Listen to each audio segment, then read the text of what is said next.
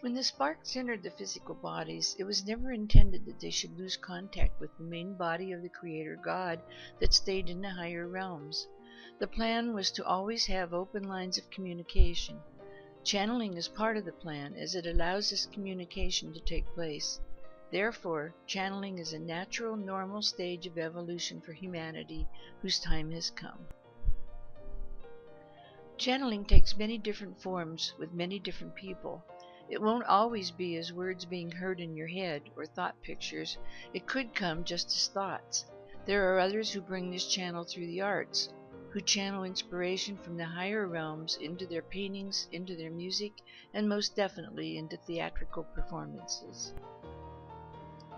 The ability to do channeling was looked upon as witchcraft for many centuries, even to the point of burning at the stake those who did this.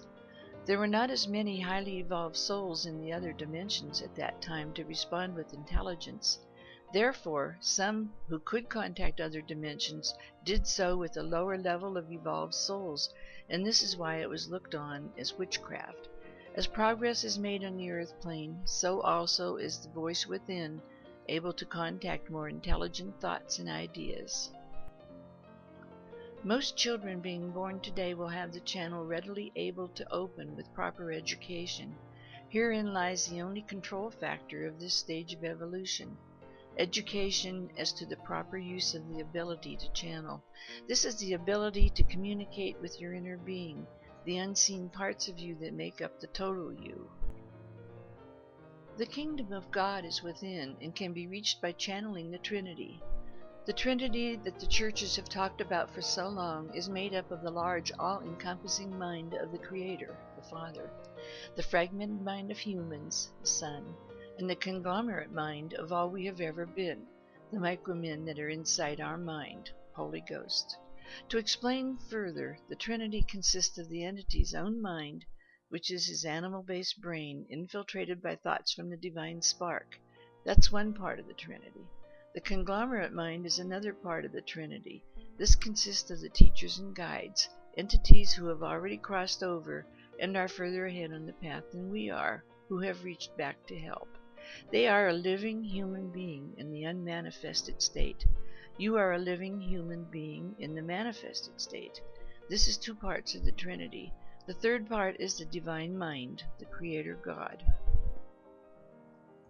When one gets a subtle feeling or some other subtle communication, this is intuition and is a forerunner of channeling. The intuition needs to be worked on and developed and will eventually turn into actual channeling. You can't say that the intuition is a form of channeling, but rather that it is a forerunner of the actual process of channeling. Intuition has grown out of instinct of the animal-based brain and is a sign of the beginning influence of the soul on the incarnation. Channeling is an absolutely normal function for human beings. Humans are the link between two different manifestations of the Creator's energy. Humans are transformers between physical matter and ethereal matter. There are 3 dimensions lower than the human and 3 higher. The first 7 planets are used for these manifestations of energy. The merging of the lower and higher takes place in the middle kingdom, the biological, on the middle planet of the 7, which is Earth. As the link between the lower and the higher, channeling is of both spiritual and physical importance. It is a line of relationship running through all kingdoms, tying them together, and is of a twofold nature. One aspect of it is ESP and intuition, which is a natural link-up between kingdoms. The other aspect is the channeling that feeds into the human being from the higher dimensions.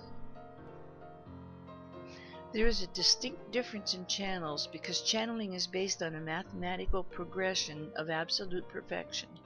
When the channel first opens, it must work its way up through the manifested ways of channeling to the unmanifested ways.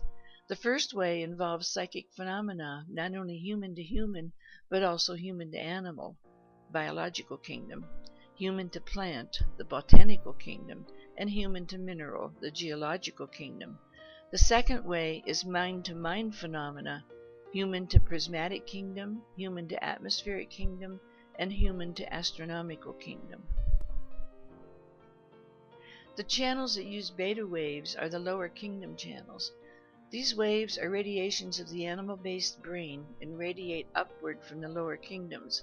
Those who use alpha waves are the higher kingdom channels. These waves are radiations of the divine mind and radiate downward from the higher kingdoms. Both manifest in the human being. A channel will work from the one state into the next if they continue growing and evolving and raising their consciousness. The first step in channeling is actually no contact with channel. The first crack in a person's seed core is the most important, because this must take place before any other steps can follow. It takes different forms for some than others. In some, it is precipitated by an accident to the physical body. In others, it is brought on quickly by a mental blow of some sort, a divorce, loss of a loved one, loss of a job, betrayal by a friend, etc. In others, it is a long, slow process of deterioration, not only of the physical body, but also of the mental boredom that triggers the crack in the seed core as a life-saving maneuver instigated by the person's own soul. This first step has no other duty, but is the most important. The second step is still no contact with the channel. The study in your own university will take many different forms: meditation, reflection, regression, and expression, to name a few. Meditation is just sitting quietly and listening to the little voice within you. Reflection should be done before you drop off to sleep, reviewing the day's events. Another step would be just plain study on all phases of the search that interest you, and drawing conclusions as to what you feel are truths for you and those that you are questioning, plus the continued deep searching of your own attitudes. Third plane contact is astral plane contact. The astral plane is the part of the path that is the reason the churches are so against the inner contact or channeling. No one understood this astral plane, and it was thought that delving into the inner life caused one to go mad, that it was satanic and the work of the devil. It was forbidden and discouraged, and all growth towards truly finding their inner being was stunted. It must be explained here that the astral plane is backwards from the Earth's 12 planes because it is a reflection. The first point of contact will be level 12. The person must continue climbing the astral plane, which is going backwards from level 12 to level 3, until he breaks free to the 4th plane, where the inner spacemen, accredited teachers and guides, are waiting to help him. 4th plane contact is with inner spacemen, your teachers and guides. When you reach this point and persevere, you will have a breakthrough totally into the 4th dimension and contact the true record of growth accomplished by the whole spark being held by your twin soul. Next would then be contact with the teachers and guides, past incarnations of yours. Even though they're further ahead than you, they may not be as intelligent as you. They have been through the earth plane experience, but because of the progress made on the earth plane, which has been quite phenomenal, they have never experienced many of the things that you have. They would do better guiding you in things such as a good direction for you to go in your job or something like that. But you can't nail them down to the little everyday items because they are not going to be as qualified to make some of those decisions as you are. 5th plane contact is with your twin soul. The previous stage of growth is very quickly passed through, and as you climb the 12 divisions of level 5, you come more in tune with your twin and eventually join in soul and body cooperation. In other words, your octave higher twin reflection, the soul, begins to be able to influence your daily life with good, positive thoughts. You then merge with the Oversoul, which is the mind of the Creator, on the true 5th dimension, the ethereal realm of 5, for a healing that manifests itself on the earth plane as a happy, loving part of the all, a feeling of being one with the Creator and loving everyone and everything. This is where most people stop their growth. They believe they have perfected themselves and quit. This is the heaven that the churches teach is our goal. 6th plane contact is with outer spacemen, also your teachers and guides. If one perseveres again, he will enter the 6th plane. This is usually caused by frustration after realizing that the feeling of oneness wasn't quite as fulfilling as you thought. It depends on the level or tone you entered on as to whether you are still reviewing or if you are investigating new territory for you. No matter, you find yourself going off alone, leaving those with whom shortly before you felt so much communication with, be it study groups, cults, churches, or whatever, and exploring all kinds of new ideas for you. You don't need to have anyone else because you and your twin are one by this time, and you feel very whole when alone and very secure in your spiritual understanding. Seventh plane contact is with teaching groups where you begin to work towards being a teacher yourself. This applies both exoterically and esoterically from plane 6 on. Up until that time there was a division between exoteric and esoteric life, but not from plane 6 on. There is harmony and oneness as the whole spark. Now this is not total synthesization, because that cannot happen until the higher planes, where the next convolution into your seed core takes place. Trance channeling is the old world method of channeling. The new age method of channeling is conscious channeling. In the old method, the person doing the channeling, the medium, stepped out of the body and let the one coming through use the body.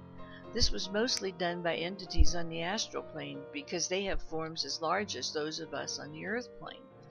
Trance channeling is not to go into the new millennium. This is not the correct way to handle channeling. Those who go into a trance are not doing anything different than the mediums with their crystal balls did in the circus many decades ago. This is not what is wanted. Those people teaching trance channeling are doing a disservice to others and need to understand this so that they themselves will grow past what it is they are doing and not encourage others to do it this way. There will be much karma involved for one teaching old world methods. When channeling is done on the advanced planes, it is through correct esoteric means of using the micro-universe.